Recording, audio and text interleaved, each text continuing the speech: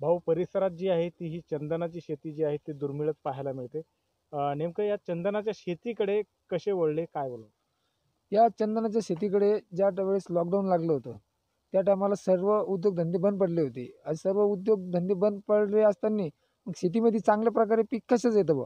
मग हे सगळे आमचे मावस बंधू सर्जेराव पाटील चव्हाण माजी उपसभापती यांच्या लक्षात आलं बाबा आपण चंदनाची शेती लागवड करू. मग त्यांनी त्याची थोडी माहिती काढली, सर्व हे केलं आणि मग आम्ही हे चंदनाच्या शेतीकडे वळलो. कसं मार्केटला काय कसा भाव मिळणार आहे या चंदनाला? तर मार्केटला या चंदनाला आता हे चंदन आपल्या 2.5 वर्षाचं आहे. हे चंदन आता 13 वर्षी याला पूर्ण गाभा बनायला 13 वर्ष लागते. 13 वर्षानंतर एका याच्यामध्ये कम से कम 17 ते 18 किलो गाभा निघतो आणि एका झाडामध्ये त्या गाभ्याला रेट भेटतो 13 ते 14 हजार रुपये. म्हणजे 17-18 किलो गाभा 13-14 हजार रुपये एका झाडाला येतो आपल्याला त्याचे.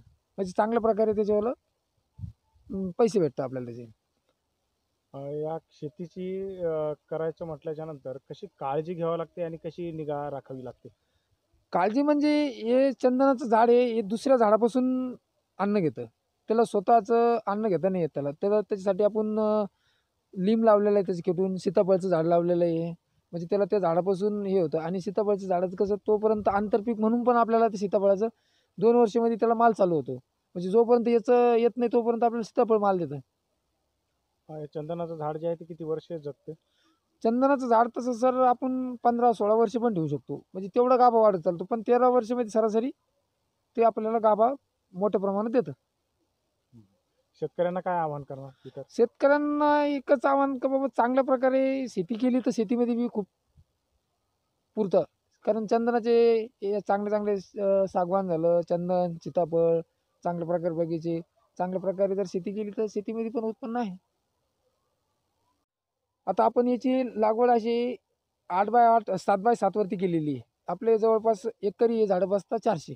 तर आपले 2 एकर झाडं आपण 800 झाडं याची लागवड केलेली आहे. आणि याला पाणी आपण 3 दिवसाला 2 घंटे ठिबकवरती देतो. या चंदनाच्या झाडाला जमीन कशी असावी लागते? त्याला जमीन कुठल्याही प्रकारची चालते.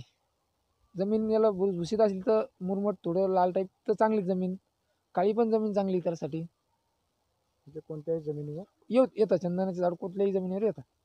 फक्त शेती करणारं चांगलं पाहिजेत.